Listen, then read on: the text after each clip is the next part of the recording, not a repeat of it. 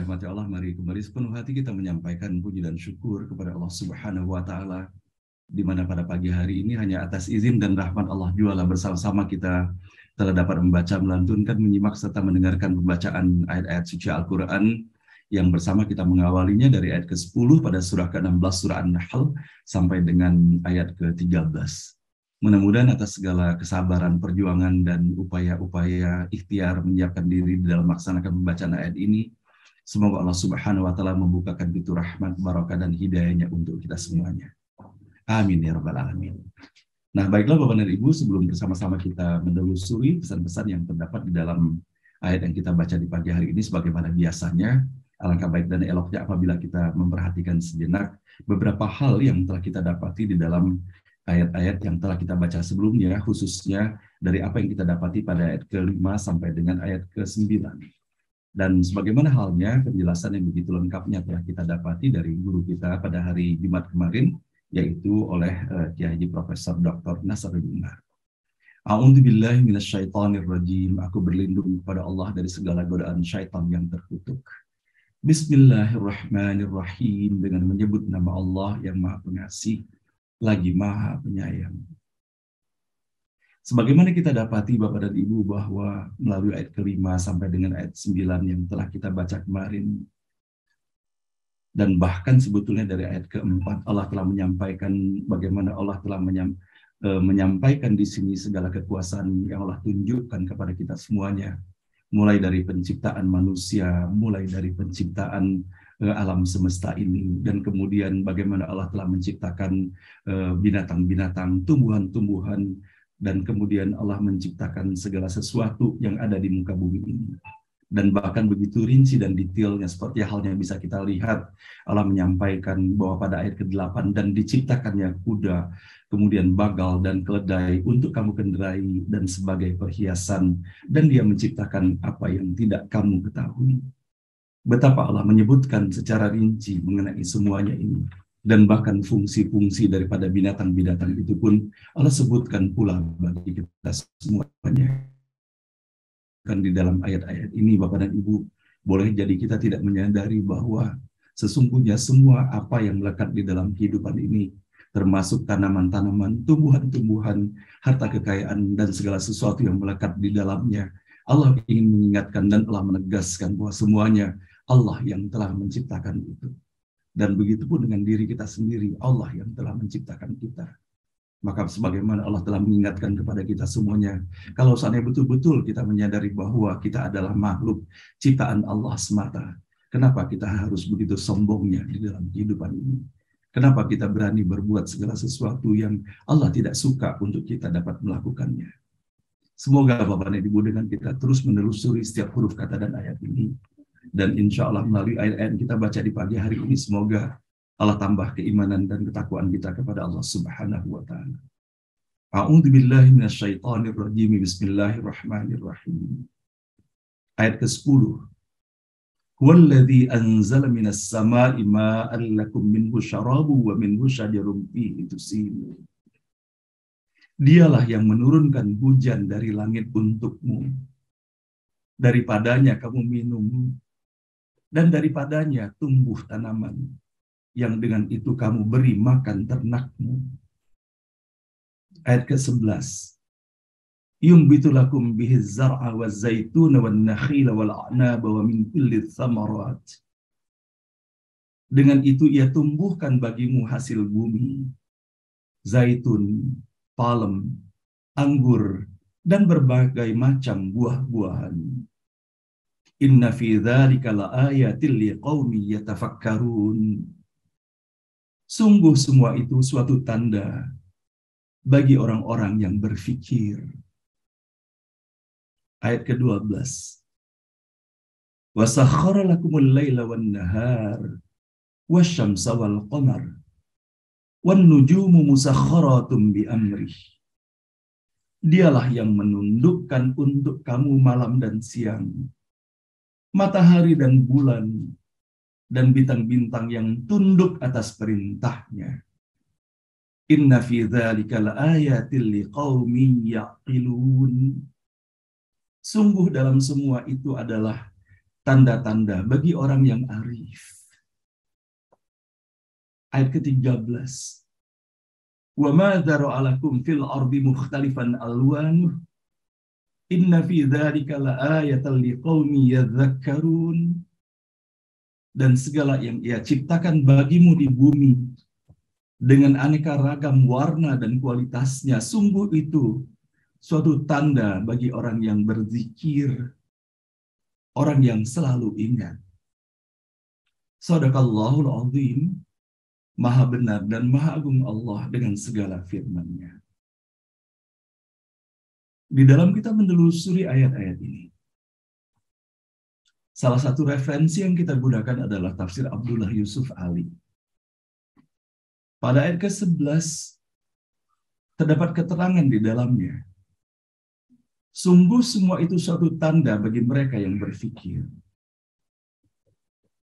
Dengan sedikit saja orang berfikir dan mengadakan studi tentang alam, kebijaksanaan dan kearifan yang maha kuasa dalam menyusun alam ini dapat membantu arti gunanya manusia serta memperhalus kehidupannya. Kecerdasan akal dan studi selalu diperlukan oleh manusia yang arif yang berfikir untuk memahami tanda-tanda ataupun ayat-ayat Allah kepada manusia dalam proses yang berhubungan dengan benda-benda langit. Dan pengertian rohani yang lebih tinggi oleh manusia yang mau berzikir dengan rasa syukur guna memahami perubahan sedikit demi sedikit, warna-warni serta nuansa-nuansa pada makhluk-makhluk yang begitu menakjubkan di atas bola dunia kita yang kecil ini. Maka hal ini perlu menjadi renungan kita bersama. Dan dilanjutkan terdapat satu keterangan lagi bahwa ketika Allah menyampaikan Dialah yang menundukkan untuk kamu malam dan siang, matahari dan bulan dan bintang-bintang yang tunduk atas perintahnya. Tentunya terjadinya siang dan malam disebabkan oleh adanya peredaran bulan dan matahari. Apa yang perlu dicatat oleh manusia ialah bagaimana Allah memberikan kecerdasan kepada manusia untuk memanfaatkan pergantian ini, untuk bekerja, untuk beristirahat. Bagaimana manusia begitu keluar dari dunia primitif, ia dapat mengatasi perubahan-perubahan udara dengan cahaya buatan, seperti dalam mengelola tanaman, minyak mineral, batu bara, gas atau tenaga listrik yang diambil dari tenaga yang dapat diolah menjadi bermacam-macam sarana buatan dan dapat disimpan untuk dipakai sesuai dengan kebutuhan manusia. Bagaimana pula manusia tidak terikat pada pasang surutnya lautan yang disebabkan oleh bulan dan matahari, yang dulu menguasai pelayaran, tetapi yang kemudian tidak lagi menjadi kendala dengan adanya pelabuhan-pelabuhan dan kapal-kapal besar.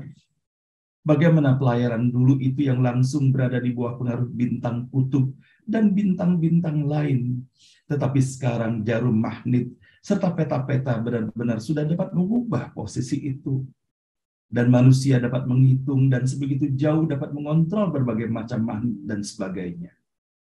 Dalam hal ini matahari, bulan, dan bintang-bintang sangat berguna bagi manusia. Semua itu karena karunia dan perintah Allah juga. Tanpa itu tak akan ada hukumnya akan mengimbangi dan tak ada akal pikiran yang akan dapat memanfaatkannya. Shadaqallahul azim. Ibu dan Bapak yang dirahmati Allah. Betapa kalau saya kita memperhatikan sejak awal ketika kita memasuki surah An-Nahl ini, kita mendapati ayat-ayat yang tidak hanya kita bisa membaca melantunkannya secara lisan, namun betapa sesungguhnya dari ayat-ayat yang telah kita dapati ini membutuhkan ikhtiar untuk kita dapat menyelami dan memaknai sebaik-baiknya. Dan tidak akan mungkin kita bisa mendapatkan semua hasil dari apa yang kita lakukan dengan membaca ayat-ayat ini tanpa kita menggunakan atas apa yang Allah ingatkan di dalam kita membacanya pada pagi hari ini. Bukan suatu hal yang kebetulan Bapak dan Ibu, melainkan sesuatu yang memang sudah direncanakan sedemikian rupa oleh Allah Subhanahu wa Ta'ala.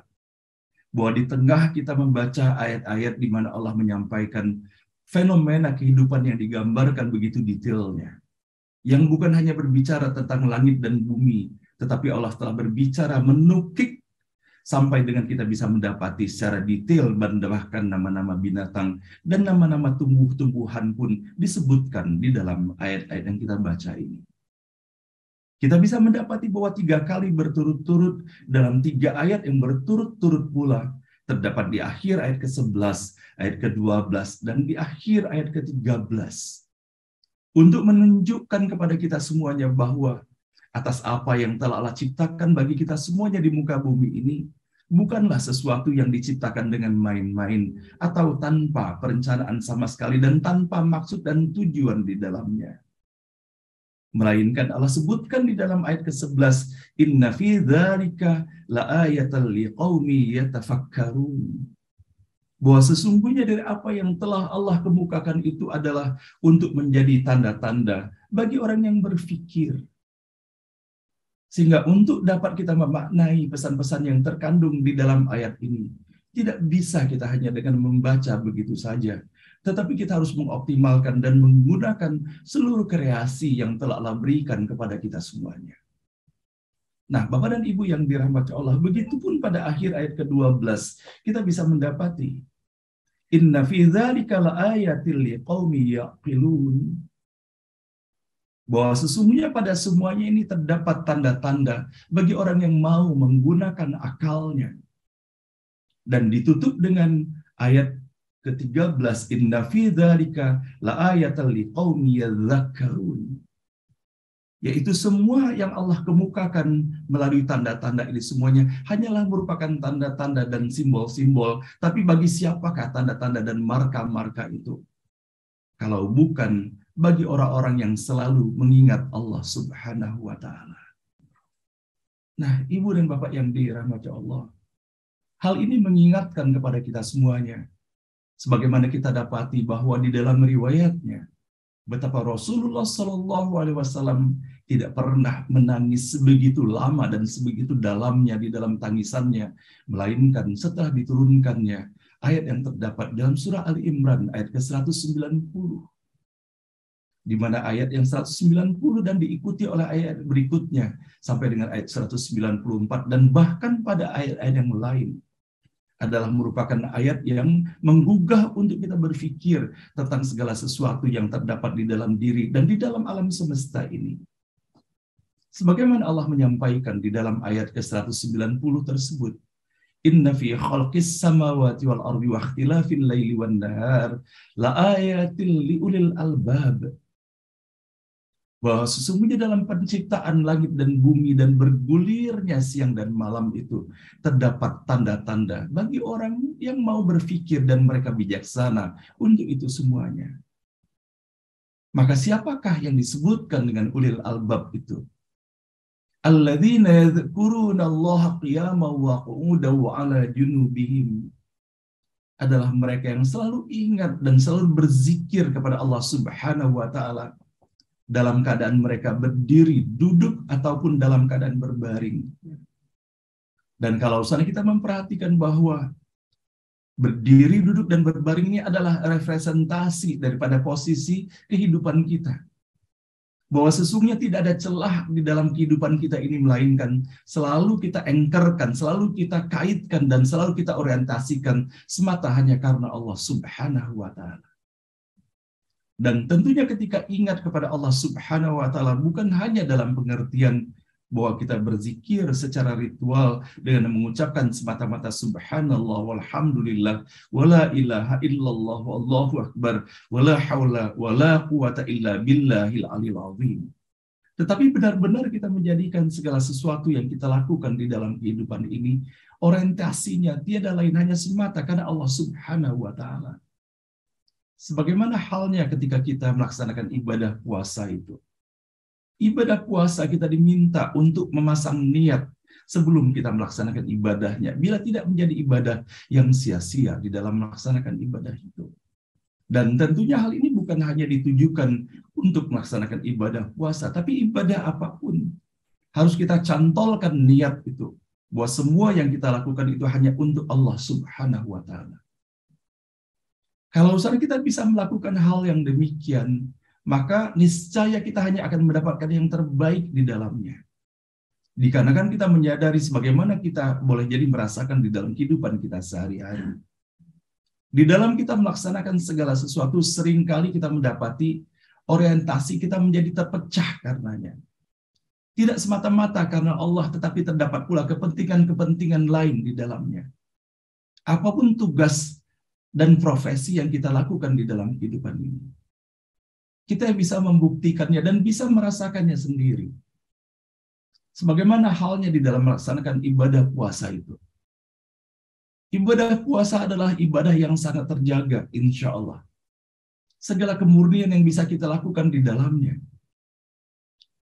Dikarenakan tidak ada seorang pun yang mengetahui apakah kita sedang berpuasa atau tidak berpuasa ketika itu. Kalau usahanya tidak ada niatan semata-mata karena Allah, maka tidak akan mungkin kita bisa melaksanakannya. Dan begitu pun ibadah-ibadah lainnya kita melaksanakan sholat waktu. 5 kali sehari sholat wajib yang harus kita lakukan itu. Kalau bukan semata-mata hal ini diorientasikan kepada Allah Subhanahu wa Ta'ala, tidak akan mungkin kita bisa melaksanakan sholat tahajud di malam hari, di mana tidak ada seorang pun yang menyaksikan kita melaksanakan sholat itu sendiri.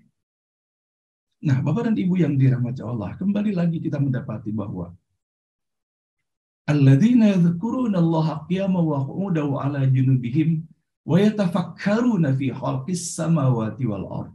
Dan mereka memikirkan tentang segala sesuatu ciptaan Allah Subhanahu wa Ta'ala itu. Mereka tidak hanya melihat dengan mata kosong segala sesuatu itu, tetapi berupaya mencerna sebaik-baiknya. Pesan-pesan apakah yang terkandung di dalamnya, dan keistimewaan apa saja yang kita dapati. Sebagaimana halnya Bapak dan Ibu yang dirahmati Allah, dalam rasa syukur kita kepada Allah Subhanahu wa Ta'ala dihadirkan dalam forum ini. Kita ingat Bapak dan Ibu beberapa hari yang lalu, ketika Ibu Dr. Dina Yulia menyampaikan presentasinya kepada kita. Boleh jadi ketika itu tidak sedikit di antara kita yang menitikkan air mata, mendapati apa yang telah dipresentasikan oleh Ibu Dina. Boleh jadi selama ini kita hanya melihat dan mengetahui nama-nama dedaunan itu. Kita hanya tahu warnanya dan kita tahu bentuknya. Sehingga seakan-akan demikian sederhananya ciptaan Allah itu. Tetapi ketika Ibu Dina menyampaikan presentasinya kepada kita semuanya, ternyata di balik itu semuanya dari hasil penelitian yang beliau lakukan sangatlah tidak sederhana sesungguhnya pada sekeping daun yang kita lihat, yang kita anggap sederhana dan boleh jadi kita anggap remeh, selembar daun itu. Dan begitu Allah menyampaikan kepada kita semuanya, Allah sebutkan di dalam ayat-ayat yang telah kita baca ini. Allah sebutkan binatang-binatang pula. Sebagaimana halnya kita mendapati Bapak dan Ibu, sampai dengan Allah menjadikan salah satu surah bernama surah Al-Baqarah. Kita bisa mendapati bagaimana kecanggihan daripada teknologi yang telah Allah terapkan di dalam menciptakan seekor sapi ataupun seekor domba itu sendiri.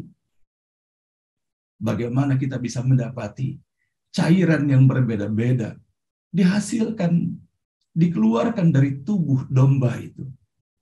Ada susu, kemudian ada berupa air kemihnya, dan ada darahnya. Berbagai jenis cairan terdapat di dalam tubuh domba itu, dan tidak tercampur antara satu dengan yang lainnya. Dan begitu pun bagaimana Allah telah menciptakan kita semuanya. Allah sebutkan di dalam ayat yang telah kita baca bahwa kita semua diciptakan dari setetes air mani. Dan betapa kalau saat kita memperhatikan bagaimana Allah memisahkan antara darah, antara air kemih dan mani itu sendiri. Dan bagaimana proses terjadinya semua itu. Maka Bapak dan Ibu yang dirahmati Allah, sebagaimana halnya boleh jadi dalam kehidupan kita sehari-hari. Dikarenakan boleh jadi kita tidak diingatkan dan kita tidak dibiasakan untuk memikirkan segala sesuatunya. Maka boleh jadi terhenti kita hanya pada kepuasan dan kebahagiaan kepada sesuatu yang bersifat fisik semata. Sebagaimana halnya ketika kita menggunakan pakaian. Atau boleh jadi kita menggunakan jam tangan itu.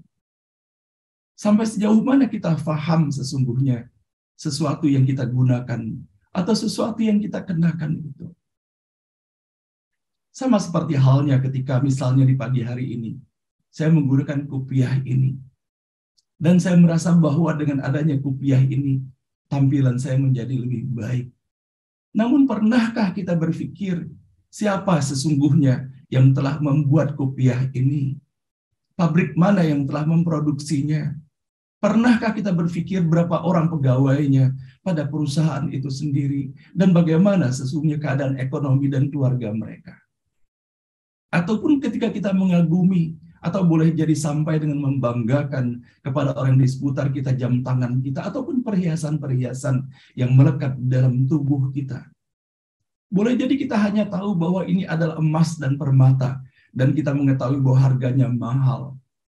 Tetapi pernahkah terselip di dalam pikiran kita, siapakah sesungguhnya pengrajin yang telah menghasilkan perhiasan-perhiasan seperti ini yang membuat kita bangga dan bahkan sombong ketika kita berada di hadapan orang lain?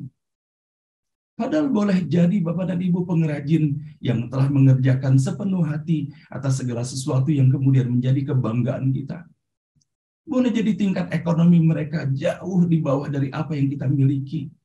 Boleh jadi mereka sebagai pengrajin hanyalah mendapatkan upah yang sangat terbatas saja dari apa yang telah mereka lakukan itu. Nah, inilah sesungguhnya fenomena di dalam kehidupan kita sehari-hari. Dan itulah yang mengakibatkan kita bisa mendapati begitu banyaknya Bapak dan Ibu. Seperti halnya fenomena dalam pesta-pesta, dalam gedung-gedung, dalam hotel-hotel yang mewah itu. Kita bisa mendapati berapa banyak sesungguhnya makanan-makanan yang telah terbuang, yang kemudian yang tidak bermanfaat sama sekali. Dan bahkan kalau saat kita memperhatikan bahwa bagaimana para peneliti mengenai buangan-buangan daripada pesta-pesta yang mewah itu, bertonton makanan yang sudah menjadi makanan yang tidak berguna sama sekali. Padahal kalau saatnya kita ingat Bapak Ibu sekalian bahwa bagaimana Rasulullah SAW telah mengajarkan kepada kita, Rasulullah sampai dengan menjilat jemarinya untuk memastikan bahwa tidak ada makanan yang tersisa pada jemarinya itu, apalagi yang berada di dalam piringnya. Kenapa Rasulullah melakukan hal yang demikian? Boleh jadi hal inilah yang kita dapati di dalam ayat-ayat ini, bahwa tidak terhadirkan segala sesuatu di hadapan kita semuanya, melainkan semuanya itu hanya atas izin dan rahmat Allah Subhanahu wa Ta'ala. Kalau saatnya kita menyadari bahwa yang menghidangkan makanan itu di hadapan kita bukan hanya asisten-asisten rumah tangga kita, bukan hanya boleh jadi pelayan-pelayan ataupun waitress yang berada di hotel dan restoran itu, tetapi pada hakikatnya Allah yang telah memberikan rezeki itu untuk kita semuanya. Sehingga kalau saatnya kita menyadari Bapak dan Ibu bahwa sesungguhnya bagaimana akar dari seluruh persoalan yang ada di kehidupan kita ini, termasuk akar daripada seluruh anugerah yang kita dapati dalam kehidupan ini, maka sesungguhnya itu berpulang kepada Allah Subhanahu wa Ta'ala. Maka sesungguhnya kalau saatnya kita bisa mendapati dari apa yang disajikan di dalam ayat-ayat ini, bahwa betapa sesungguhnya banyak sekali kesempatan emas yang Allah berikan kepada kita semuanya, di mana kesempatan emas itu hilang begitu saja. Oleh karena itulah kita bisa mendapati dalam kehidupan sehari-hari, Allah memberikan kesempatan yang sama. Allah Maha Adil. Allah berikan kesempatan 24 jam bagi kita semuanya dalam kehidupan sehari-hari. Namun kita bisa melihat dan mendapati bahwa kenapa berbeda-beda produktivitas yang didapati pada setiap anak manusia di dalam kehidupan ini. Maka boleh jadi kesadaran akan keberadaan nikmat-nikmat inilah Bapak dan Ibu yang membuat perbedaan itu terjadi. Kalau saatnya kita menyadari benar bahwa waktu yang Allah berikan kepada kita semuanya 24 jam dalam kehidupan sehari-hari ini, dan bahwa kita tidak mengetahui sampai kapan sesungguhnya Allah memberikan kesempatan ini kepada kita semuanya, maka maha benarlah Allah yang menyampaikan dan mengingatkan selalu kepada kita semuanya melalui apa yang terdapat dalam surah Al-Imran dalam ayat 133 itu, bahwa kita harus bersegera. Bersegera, tidak boleh lagi kita berleha-leha, berlena-lena. Dan sesungguhnya Bapak Ibu sekalian, kita akan diminta pertanggungjawaban dari Allah Subhanahu wa Ta'ala. Termasuk waktu. Dan bahkan Allah mengingatkan kita dengan nama surah tersendiri, Al-Asr, Wal Asr. Bahwa waktu itu adalah sesuatu yang Allah amanahkan kepada kita. Maka Allah akan meminta pertanggungjawaban kita nanti. Ketika Rasulullah menyampaikan kullukum ra'in wa kullukum mas'ulun ar-ra'iyatihi, bahwa setiap kita, semua kita Bapak dan Ibu, tidak ada pengecualiannya. Apapun tugas dan profesi kita, dan siapapun kita,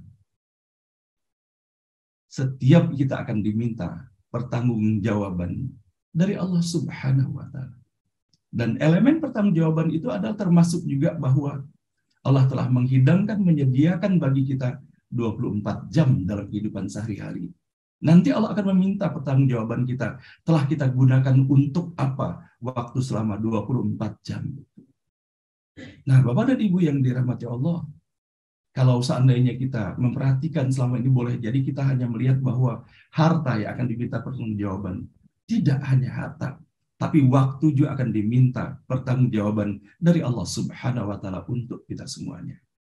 Nah, kalau misalnya kita ingat bahwa inna lillahi wa inna ilaihi raji'un, kullu nafsin dha'iqatul maut, bahwa setiap yang bernyawa ini akan menjumpai perjalanan kembali kepada Allah, akan menjumpai kematian itu. Dan kalau misalnya kita tahu bahwa kita sadar bahwa kita akan diminta pertanggungjawaban dari Allah Subhanahu wa Ta'ala, maka sepatutnya kita memilah-milah kegiatan dan hobi apa yang perlu kita lestarikan dan terus kita jalani dalam kehidupan kita dalam usia yang tidak muda lagi sekarang ini. Dan tentunya kita berharap dan berdoa kepada Allah Subhanahu wa Ta'ala bahwa ketika nanti kita dipertanyakan dan diminta pertanggungjawaban, sama seperti halnya ketika kita menjalani ujian, ketika kita kuliah ataupun sekolah dulu. Bukankah ketika kita menyadari bahwa kita akan menghadapi ujian itu dan kemudian kita menyiapkan diri kita sebaik-baiknya? Bukankah kita berharap bahwa soal yang akan dikeluarkan untuk kita nanti adalah soal-soal sesuai dengan apa yang sudah kita pelajari? Itu yang muncul di dalam pikiran kita. Dan ketika benar soal yang dikeluarkan itu adalah soal-soal yang terkait dengan apa yang kita pelajari, boleh jadi disadari atau tidak disadari Bapak Ibu sekalian, ketika kita membuka soal itu dan membacanya, dan ternyata senada dengan apa yang sedang kita pelajari, boleh jadi kita tidak menjadi dua sumringah, muncul senyum. Senyum kita melihat bahwa Masya Allah, soal ini adalah soal yang saya pelajari tadi malam dan saya bisa mengerjakannya. Tidak kita sadari, kita senyum Bapak Ibu sekalian sesungguhnya ketika itu. Ekspresi wajah kita kebahagiaan mendapati soal itu tidak bisa dipungkiri sebetulnya. Nah, maka inilah yang akan kita jumpai Bapak dan Ibu.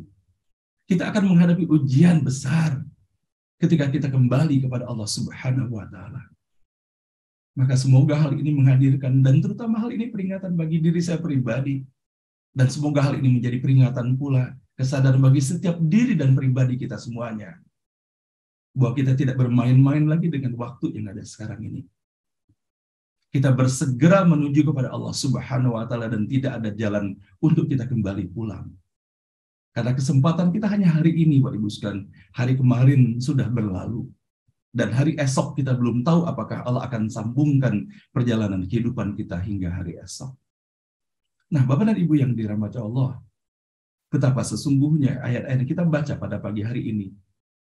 Dan sebagaimana kita dapati 3 kali Allah menyebutkan inna fi dzalik, bahwa sesungguhnya pada apa yang Allah sebutkan pada ayat-ayat ini, la ayatal liqaumi, bahwa sesungguhnya itu menjadi simbol, menjadi pesan, menjadi tanda-tanda bagi siapa. Dan Allah sebutkan, hanya bagi mereka yang mau berpikir, hanya mereka yang arif, hanya mereka yang mau menggunakan akalnya, dan bagi mereka yang senantiasa hanya ingat kepada Allah Subhanahu wa Ta'ala. Nah, Bapak dan Ibu, sesungguhnya kalau saat kita memperhatikan, ya Allah sebutkan di dalam ayat-ayat ini, termasuk juga nama-nama tumbuh-tumbuhan dan nama tanam-tanaman, seperti kita dapati ada buah zaitun, ada tanaman zaitun, ada korma, kemudian ada anggur. Ini hanya sekedar etalase saja. Dan sesungguhnya hal ini meliputi tanda-tanda yang hadir dalam kehidupan kita semuanya. Maka bukan hanya dimaksudkan dengan buah-buahan yang terbatas ini, tetapi seluruh buah-buahan dan seluruh fenomena di dalam kehidupan ini hanya sekedar tanda dan simbol dari Allah Subhanahu wa Ta'ala. Tinggal lagi kita melihatnya segala sesuatu yang berlaku, apakah hanya dengan mata kosong, ataukah kita menggunakan hati kita, merenungkannya, apa sesungguhnya. Nah, kalau saat kita menyadari hal yang demikian, Bapak dan Ibu, mudah-mudahan Allah Subhanahu wa Ta'ala melimpahkan rahmat dan barakahnya dan keistiqomahan dalam iman dan Islam. Dan kemarin Bapak dan Ibu, saya mendapatkan sebuah pembelajaran ketika saya diundang oleh saudara kita, Bapak Dr. Taufik Indrajaya dan Bapak Dr. Syadra, peserta kita dalam forum ini. Mereka mempraktekkan benar atas apa yang telah diajarkan oleh Rasulullah SAW bahwa bagaimana menghormati tamu itu. Saya dijamu oleh keduanya, Bapak dan Ibu, untuk bermain golf kemarin. Dan pada satu hole, dikarenakan baru pertama kali saya menggunakan lapangan itu, Bapak dan Ibu yang dirahmati Allah, dikarenakan pertama kali saya menggunakan lapangan itu, maka beliau berdua menyampaikan kepada saya bahwa ke arah mana harus memukul bola itu untuk mendapatkan arah dan tujuan yang baik. Saya mengikuti sepenuh hati atas apa yang disarankan. Saya tujukan pukulan itu ke arah tertentu. Dan kemudian sepenuh hati menyiapkan bagaimana teknik-teknik terbaiknya. Namun apa yang terjadi? Ternyata bola itu bergeser arahnya. Ya, walaupun kemudian keduanya surprise bahwa bergeser tidak sesuai dengan tujuan, tetapi ke tempat yang lebih baik. Nah, hal ini memberikan sebuah hikmah tersendiri, Bapak dan Ibu. Bisa dibayangkan ketika kita telah mengetahui arah yang akan kita tuju. Dan kemudian kita telah menyiapkan diri sebaik-baiknya. Namun ternyata belum tentu bola itu persis akan jatuh seperti apa yang kita harapkan. Boleh jadi dia tepat waktu, tepat tujuannya, tapi bisa juga dia bergeser. Maka begitu pula di dalam kehidupan ini. Kalau saatnya kita sudah menyiapkan yang terbaik pun, bisa saja di dalam perjalanan bergeser, apalagi kalau seandainya kita tidak mengetahui persis tujuan kehidupan kita, dan kemudian kita tidak menyiapkan yang terbaik pula. Maka seperti apakah sesungguhnya hasil yang akan kita dapatkan itu? Dan begitu pun, Bapak Ibu sekalian, hal ini memberikan refleksi pula kepada kita semuanya bahwa ketika kita berinteraksi dan berkomunikasi pun, kita harus tahu persis apa yang tujuan daripada komunikasi itu sendiri. Dan sebaik-baiknya kita menggunakan strategi agar komunikasi itu betul-betul sampai pada tujuannya. Mengena dengan sebaik-baiknya. Namun bisa jadi di dalam perjalanan terjadi pula distorsi. Apalagi kalau saat kita tidak mengerti maksud dan arah dan tujuan daripada komunikasi itu. Apalagi kalau saat kita tidak menggunakan cara yang baik di dalam menghantarkannya. Maka boleh jadi hal itulah yang kemudian menimbulkan perselisihan dan perpecahan di dalam kehidupan ini. Nah, inilah Bapak Ibu sekalian yang dirahmati Allah, Shadaqallahul Azim, Maha benar dan Maha agung Allah dengan segala firman-Nya. Mudah-mudahan melalui setiap huruf, setiap kata dan ayat yang kita baca di pagi hari ini terus menjadi cara kita beristighfar mohon ampun kepada Allah Subhanahu wa Ta'ala atas segala dosa dan kesalahan disengaja ataupun tidak disengaja yang telah kita lakukan di dalam kehidupan ini. Seraya pula kita berdoa dan berharap kepada Allah Subhanahu wa Ta'ala semoga melalui setiap huruf, setiap kata dan ayat yang kita baca di pagi hari ini, Allah bukakan pintu rahmat, barakah dan hidayahnya untuk kita semuanya. Amin ya rabbal alamin. Subhanaka la ilma lana illa ma'alamtana innaka antal alimul hakim. Maha suci Allah Subhanahu wa Ta'ala, tidak ada ilmu pada kita semuanya melainkan hanya atas apa yang Allah ajarkan kepada kita. Sesungguhnya hanya Allah yang Maha mengetahui dan Allah pula yang Maha bijaksana.